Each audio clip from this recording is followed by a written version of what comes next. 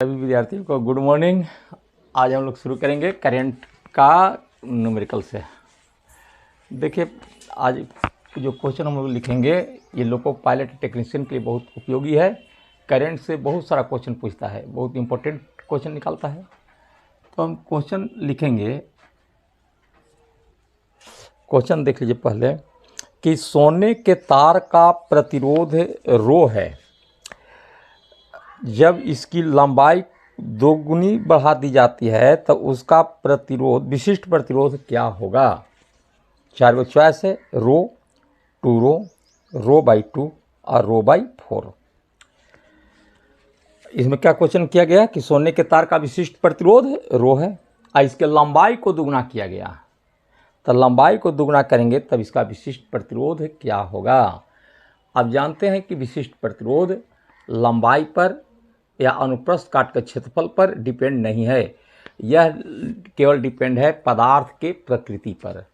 इसलिए लंबाई से इसे कोई मतलब नहीं और इसका आंसर हो जाएगा ए नंबर। इसका आंसर हो जाएगा ए, यानी रो। क्लियर। क्योंकि विशिष्ट प्रतिरोध लंबाई पर डिपेंड नहीं है, अतः जितना विशिष्ट प्रतिरोध है उतना ही विशिष्ट प्रतिरोध रह जाएगा, इसलिए इसका आंसर ए हो गया। अब देखिए अगला क्वेश्चन। अगला क्वेश्चन है कि 3 सेल जिसमें प्रत्येक सेल का ईएमएफ 2 वोल्ट तथा आंतरिक प्रतिरोध 0.5 ओम है, एक 8.5 ओम के प्रतिरोध के साथ श्रेणी क्रम में जोड़े गए हैं, तो बाह्य प्रतिरोध के सिरों के बीच विभवांतर ज्ञात करें। क्या निकालना है? वोल्ट। तो देखिए, वोल्ट निकालने के पहले करंट जाना जरूरी है और करंट के लिए एक सूत्र होता है कि I बराबर एन बटे आर प्लस एन आर, इस श्रेणी क्रम के लिए। और चूंकि इसे श्रेणी क्रम में जोड़ा गया है इसलिए श्रेणी क्रम का क्या होता है सूत्र? I बराबर एन बटे आर प्लस एन आर बटे 2, आर प्लस एन आर, यहाँ एन हुआ number of cell, E EMF, बड़ा आर हो गया बाह्य प्रतिरोध और छोटा आर आंतरिक प्रतिरोध। तो I बराबर एन नंबर ऑफ सेल, कै वो नंबर ऑफ सेल? 3 सेल है।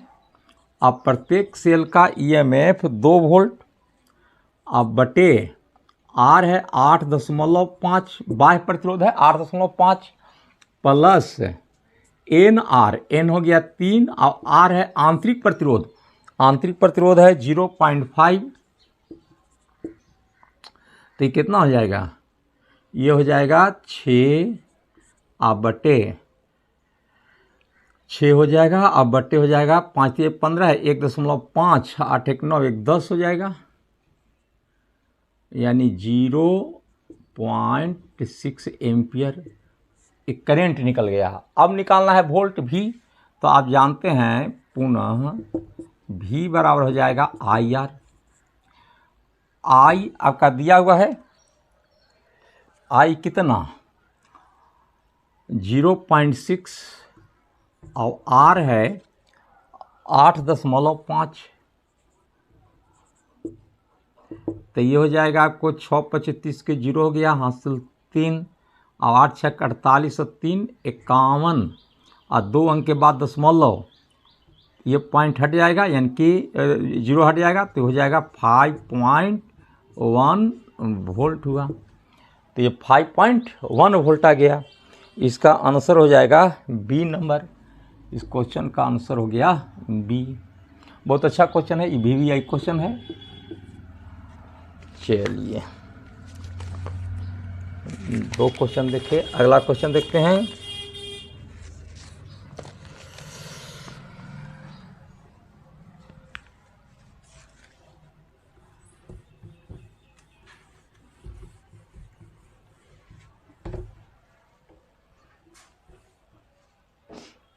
अगला क्वेश्चन है कि बराबर मान के n प्रतिरोध को श्रेणी में जोड़ने पर तुल्य प्रतिरोध P तथा समांतर क्रम में जोड़ने पर तुल्य प्रतिरोध Q है, तब P/Q का मान क्या होगा। बहुत बढ़िया क्वेश्चन, ये भी आपका क्वेश्चन बहुत बढ़िया है। अब देखिए, श्रेणी क्रम में आप जोड़ते हैं तो श्रेणी क्रम में समतुल्य प्रतिरोध और समांतर क्रम में समतुल्य प्रतिरोध का अनुपात होता है, यानी कि RS/RP बराबर होता है N²/1। जहां RS श्रेणी क्रम में समतुल्य प्रतिरोध, RS का मान हो गया श्रेणी क्रम में समतुल्य प्रतिरोध,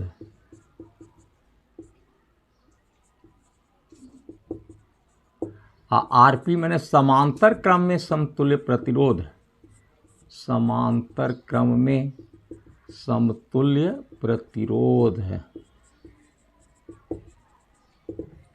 और नंबर ऑफ रेजिस्टेंस हो गया n हो गया प्रतिरोधों की संख्या,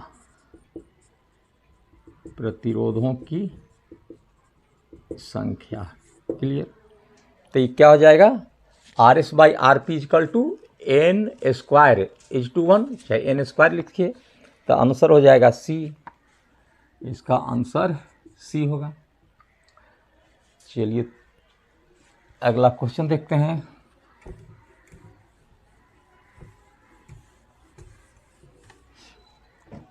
अगला क्वेश्चन है कि 5 तथा 10 ओम के 3 प्रतिरोध समांतर क्रम में जुड़े हैं, तब इसका तुल्य प्रतिरोध क्या होगा। समांतर क्रम में जोड़ते हैं तो अब जानते हैं कि समांतर के लिए होता है 1/R बराबर 1/R1 जोड़ 1/R2 जोड़ 1/R3। तीनों प्रतिरोध है 1/5 जोड़ 1/5 जोड़ 1/10। तो ये हो जाएगा 2 2 4 1 5/10, कट जाएगा 1/2, तो 1/R बराबर 1/2। अतः R बराबर क्या हो जाएगा 2 ओम। R बराबर हो गया 2 ओम, यानी B नंबर। तो इसका आंसर हो गया B। चलिए अगला क्वेश्चन।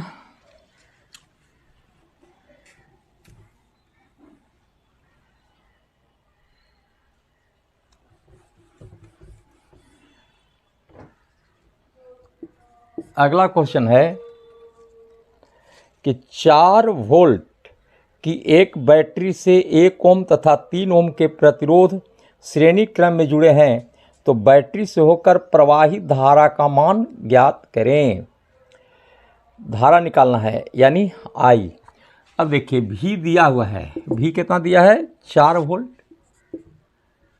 और R प्रतिरोध, तो प्रतिरोध जोड़ लेते हैं श्रेणी क्रम में सीधे, R1 जोड़ R2 यानी 1 जोड़ 3 यानी 4 ओम हो गया। 4 ओम हो गया। अब पूछ रहा है करेंट I, तो आप जानते हैं कि I बराबर V/R, volt 4 by 4 1 ampere, current हो गया 1 एम्पियर। तो ये आंसर हो जाएगा इसका A। इसका आंसर A हुआ। चलिए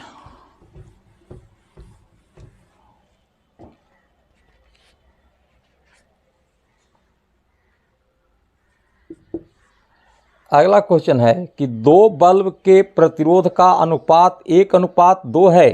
इन्हें श्रेणी क्रम में जोड़कर धारा प्रवाहित करने से शक्ति क्षय का अनुपात क्या होगा। ये भी क्वेश्चन VVI है। अब देखिए लिखा है कि 2 बल्ब का प्रतिरोध का अनुपात दिया है, प्रतिरोध का अनुपात दिया है 1:2। अब कहा कि इन्हें श्रेणी क्रम में जोड़कर धारा प्रवाहित करने से शक्ति क्षय का अनुपात, इसको श्रेणी क्रम में जोड़ेंगे तो श्रेणी क्रम में करंट क्या कांस्टेंट रहता है, तो P बराबर होता है I²R। ऐसी शक्ति के लिए होता है सूत्र P बराबर I²R। और जब श्रेणी क्रम इसको जोड़ेंगे तो I कांस्टेंट हो जाएगा, यानी P प्रोपोर्शनल R। कब श्रेणी में, श्रेणी क्रम में। समांतर क्रम में वोल्ट कांस्टेंट रहता है और श्रेणी में करंट कांस्टेंट रहता है, तो ये कांस्टेंट हो गया तो P प्रोपोर्शनल R। मतलब जिस तरह से R परिवर्तित होगा उसी तरह से P भी परिवर्तित होगा। अतः शक्ति क्षय का अनुपात हो गया प्रतिरोध के जैसा। शक्ति क्षय का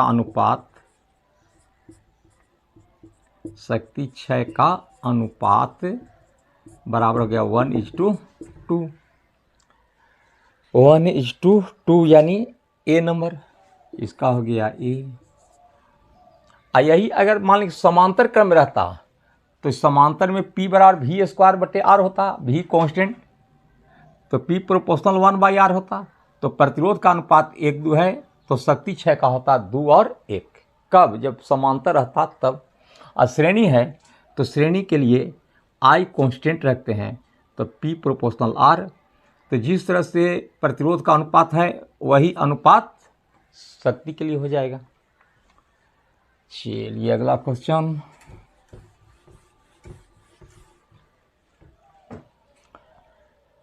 अगला क्वेश्चन है कि 1 किलोवाट के विद्युत हीटर में 30 सेकंड में व्यय वैद्युत ऊर्जा होगी। 1 किलोवाट, तो 1 किलोवाट का मतलब होता है 1000 वाट। 1 किलोवाट बराबर हो गया 1000 वाट, या कहें 1000 जूल पर सेकेंड। इसका मतलब हुआ, अब कह रहा है कि 30 सेकेंड में, तो 30 सेकेंड में कितना होगा? तो अब जानते हैं कि ऊर्जा या कार्य का एक ही सूत्र है। अब जानते हैं कि W बराबर होता है P/T। तो P कितना है? 1000 और समय है 30 सेकेंड, तो ये हो जाएगा आपको 3 × 10⁴ जूल हो गया। ये देखिए, कार्य या ऊर्जा बराबर होता है शक्ति गुणे समय, यानी P/T। तो ये वाट में है, इसका नहीं P दिया हुआ है, ये वाट में रहता है P। तो 1000 वाट और समय है T 30 सेकेंड। तो 1000 × 30 बराबर 3 × 10⁴ कितना हो जाएगा? 3 × 1 40। 3 × 10⁴, यानी कि C नंबर चॉइस हो गया है। इसका हो गया C नंबर। चलिए अगला क्वेश्चन।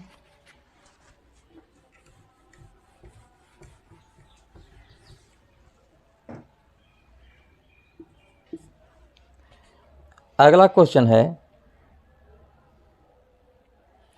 कि एक बिजली की प्रेस का प्रतिरोध 44 ओम और उसमें बहने वाली धारा का मान 5 एम्पियर है, तो प्रेस की सामर्थ्य क्या होगी? सामर्थ्य माने पावर। तो पावर का क्या? तो इसका इसमें क्या क्या दिया हुआ है? तो R दिया हुआ है 44 ओम, R दिया हुआ है, और क्या दिया है? I दिया हुआ है कितना? 5 एम्पियर, और निकालना है P। तो P बराबर, जब R और I रहेगा तो P बराबर I² R। अभी हम सूत्र देखे थे आगे, P बराबर I² × R। तो I² मैंने 5 का स्क्वायर 25 गुणे 44, ये बराबर हो जाएगा 25 का 100 जीरो, 25 का 100 110, मतलब 1100 वाट होगा। 1100 वाट यानी C नंबर, इसका आंसर C। चलिए ये हो गया आंसर C। और अगला क्वेश्चन है, अगला क्वेश्चन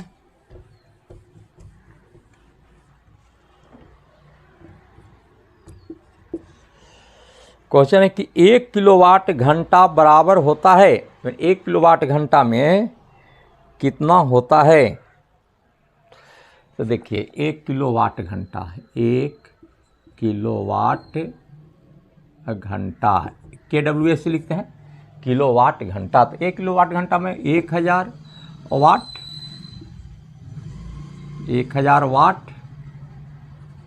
अच्छा घंटा है तो इसको सेकेंड में बदलना होगा, तो पहले घंटा को मिनट में, 60 से गुना करेंगे और इसके बाद सेकेंड फिर 60 से गुना करेंगे तो ये हो जाएगा 6 छक 36 गुने 10 के पावर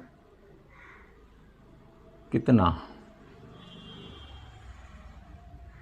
3 जीरो और 2 5 जीरो हो गया, इतना हो गया। और ये निकल जाएगा आपको जूल में, इतना आप जूल कहेंगे, इतना जूल। और इसको आप लिख सकते हैं 36 गुने 10 के पावर 5 जूल को ऐसे भी लिख सकते हैं। एक अंक के बाद अगर दशमलव पड़ेगा तो 3.6 10 के पावर 6 जूल भी कर सकते हैं, लेकिन चॉइस में हमको दिया हुआ है 36 गुने 10 के पावर 5 जूल ए, तो आंसर ए लिखेंगे। कभी कभी एक अंक के बाद दशमलव देता है तो उसे कोई दिक्कत नहीं आएगा। तो ये हो जाएगा 36 गुने 10 के पावर 5 जूल, यानी ए नंबर चॉइस। और अगला क्वेश्चन देखते हैं। अगला है कि एक विद्युत प्रेस पर 220 वोल्ट 400 वाट अंकित है, इस प्रेस का प्रतिरोध क्या होगा? तो प्रतिरोध यानी आर, P बराबर होता है वी स्क्वायर बाई आर, या हम R बराबर लिख सकते हैं वी स्क्वायर बाई पी। बोलिए V कितना है? तो V आपका दिया है 220 वोल्ट, तो 220 गुने 220 और वाट दिया है 400 वाट, तो 2 जीरो कट जाएगा, 2 दूनी 4, 11 दूनी 22, फिर 11 11 121 ओम हो गया, 121 ओम, यानी बी नंबर चॉइस। इसका आंसर हो गया बी। तो इस तरह से न्यूमेरिकल पर ध्यान देना होगा, और न्यूमेरिकल पर ही रिजल्ट आपका आधारित है। और लोको पायलट टेक्नीशियन के लिए फिजिक्स पर विशेष ध्यान देंगे। फिर अगले क्लास में मिलेंगे। धन्यवाद।